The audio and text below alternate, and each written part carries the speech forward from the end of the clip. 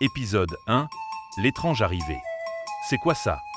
S'écria Léa, une fillette de 8 ans, en voyant une créature reptilienne, longue et écailleuse, glisser à toute vitesse sous la porte d'entrée. Elle recula d'un bond, terrifiée, tandis que la chose s'engouffrait dans le salon. Pendant ce temps, on frappait violemment au portail. « J'arrive !» lança Léa, encore secouée, en courant ouvrir.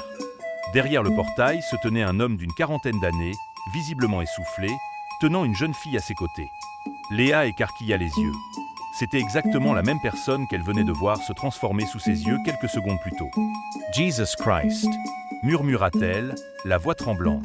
« Bonjour, ma petite !» dit l'homme avec un sourire forcé. « Tu vas bien ?»« Oui, » répondit-elle avec hésitation. « Je suis ton oncle. Et voici Daniel » ajouta-t-il en désignant la jeune fille au sac à dos. « Elle est venue vivre avec vous. » Léa fronça les sourcils. « Papa, maman !»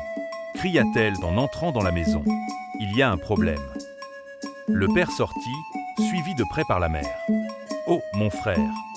s'exclama le père en voyant l'oncle. Les deux hommes se saluèrent chaleureusement. « Voici Daniel » annonça l'oncle. « Elle est gentille, polie, et surtout, elle peut t'aider dans la maison. »« Une domestique ?» s'étonna le père. « Oui » confirma l'oncle. « Bienvenue, ma fille » dit la mère en s'adressant à la jeune fille. « Tu es prête à bien travailler ?»« Oui, madame » répondit Daniel d'une voix douce. Mais Léa intervint brusquement. « Non, papa, maman, ne la laissez pas entrer. C'est un serpent. Je l'ai vu se transformer. » Un silence gênant s'installa. Puis, les adultes éclatèrent de rire. « Arrête d'imaginer n'importe quoi, ma chérie » dit son père en la prenant par les épaules. « C'est sûrement ton imagination » ajouta la mère en souriant. L'oncle insista. « Daniel est une bonne fille. Elle a juste besoin d'un foyer.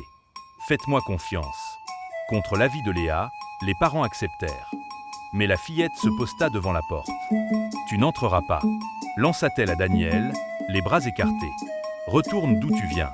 Tu n'as pas ta place ici. » Daniel resta calme, son regard mystérieux fixé sur Léa. Les parents essayèrent de repousser leur fille, de la raisonner, mais elle persistait, déterminée. Malheureusement, sa voix d'enfant n'avait pas le poids nécessaire. Et c'est ainsi que Daniel, la jeune fille au regard froid comme l'hiver, fit son entrée dans la maison, tandis que Léa, inquiète, observait l'ombre du serpent derrière son sourire. Mais qui est réellement Daniel? Et pourquoi seule Léa semble voir son vrai visage?